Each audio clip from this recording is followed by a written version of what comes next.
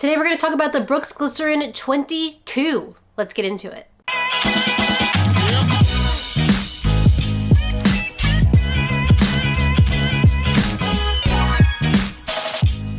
Good morning, YouTube. What's up, everybody? Hope you're safe and healthy and happy and doing okay. So back in 2024, I reviewed a shoe called the Brooks Glycerin Max, and it's supposed to be the most max cushion, most cushioning could possibly fit into a Brooks shoe. That's what the Brooks Glycerin Max is, and clearly I'm having trouble saying all that. Also, I'm holding it kind of weird because look how dirty this outsole is.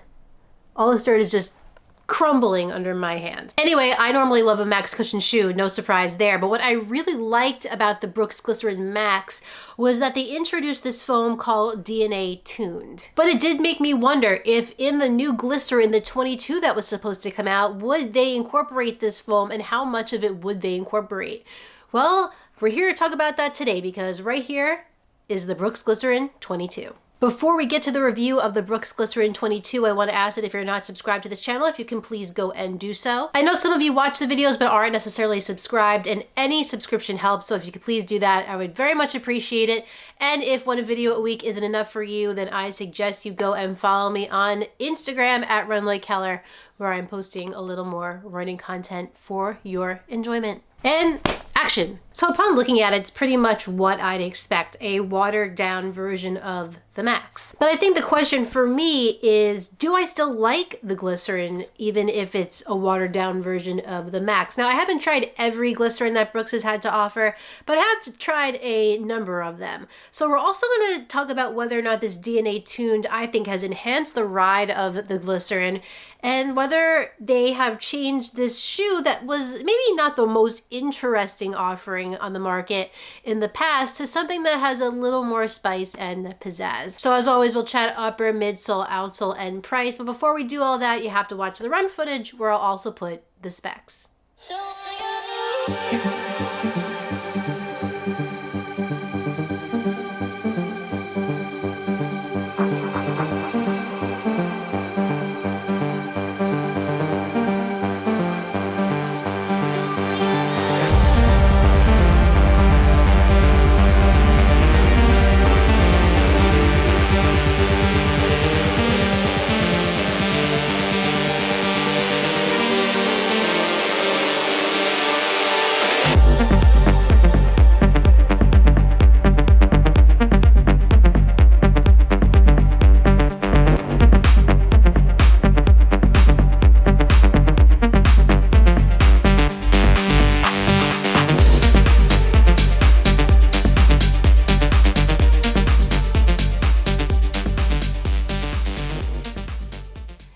Before we get started today, I do want to let you know that this shoe was sent to me by Brooks. However, they're not going to see this video before you. They can't tell me what to say, and all my opinions are always my own. Starting with the upper of the Glycerin 22, Brooks is using an engineered double jacquard knit, it says. However, I think this really is more of a mesh material. It certainly feels very meshy to me. I do sort of see what they're saying about the double. There is some ventilation here in the forefoot for breathability.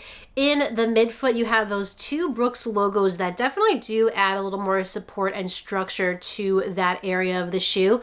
And then in the back, the heel counter is very sturdy. The laces are flat, standard, stayed tied. The tongue has plenty of cushioning. However, it is not gusseted, but I didn't have an issue with that. And the ankle collar does have padding. It's a little bit more inside the shoe than I typically like.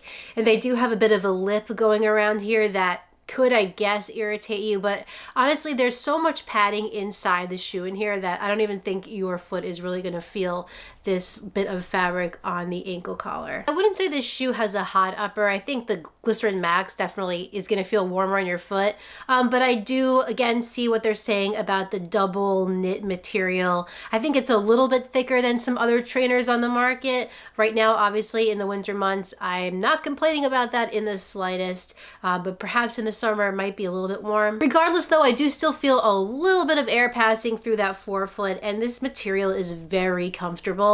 I liked a lot how the fit around the midfoot felt for me. I felt like I had a good lockdown there, and it was just a very comfortable feeling. Like it hugged my foot, but not too tight, and I really felt cradled in. Turning the shoe over this way, I feel like it has a pretty average amount of room in the midfoot and forefoot.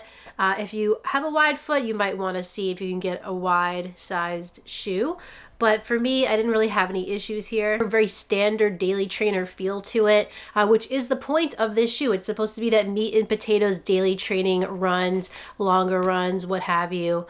So it's not going to be the most particularly interesting upper, but I do think it's going to be very functional and durable and get the job done for those daily training runs. I had no issues with hot spots, blisters, or irritation in the Glycerin 22's upper. So while maybe not the most exciting, definitely going to be a good functioning upper. Now let's get to the good stuff. The midsole. As I already said, Brooks is using their DNA tuned foam here in the Glycerin 22. This is a new foam from Brooks, and it is nitrogen infused. This might be more information than you care to know, but apparently they're using larger cells of this material in the heel and smaller cells in the forefoot for a softer, more responsive landing. No plates, no special technology, just you and the foam. Now I was skeptical, was I gonna like this DNA tuned foam even though there's a lot less of it here in the Glycerin 22.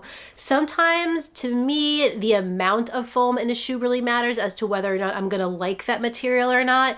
And sometimes when they take away some of that foam, the ride seems to lose a little bit of its luster to me.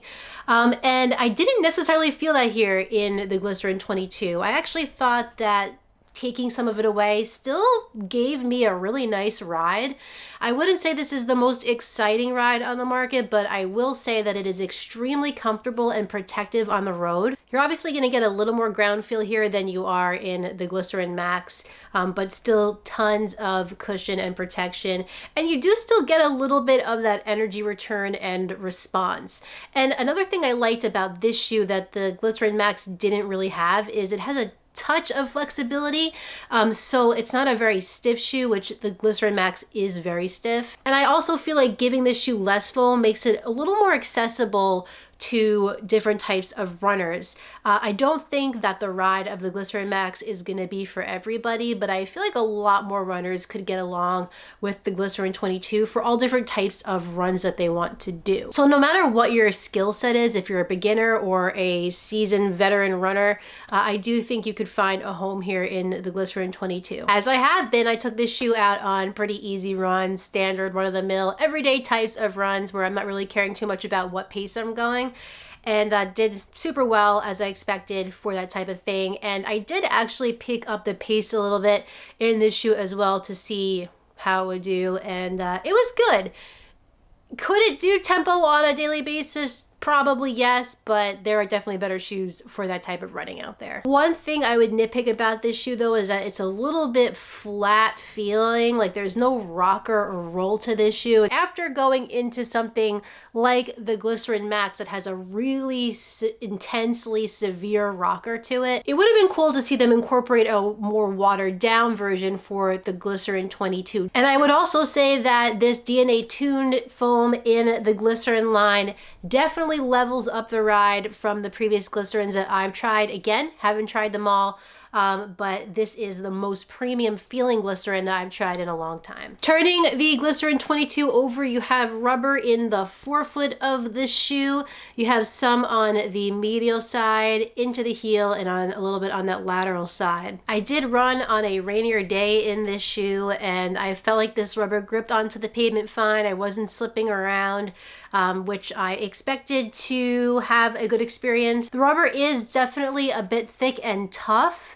I understand why they did that. They want to kind of go with the rest of the shoe, which is pretty durable. They want to make sure the outsole is doing the same thing. I only have like 15 miles in the shoe so far, so there's no wear on it yet.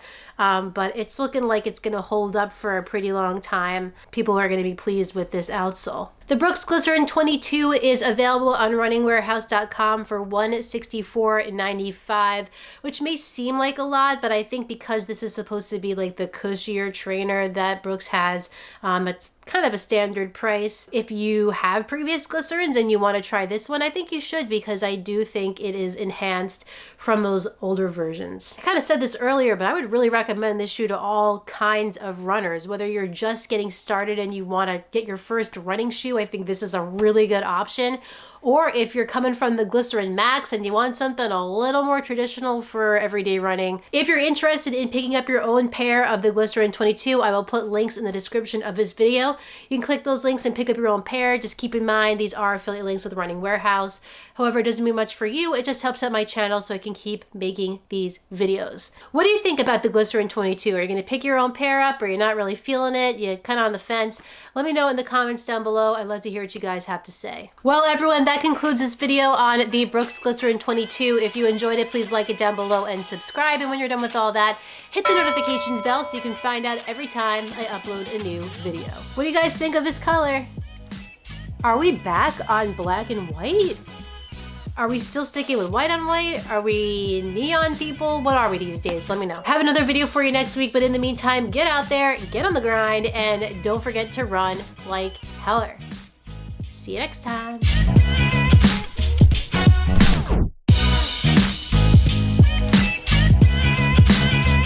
Say happy Valentine's Day, everybody. Happy Valentine's Day, yay! Okay, bye.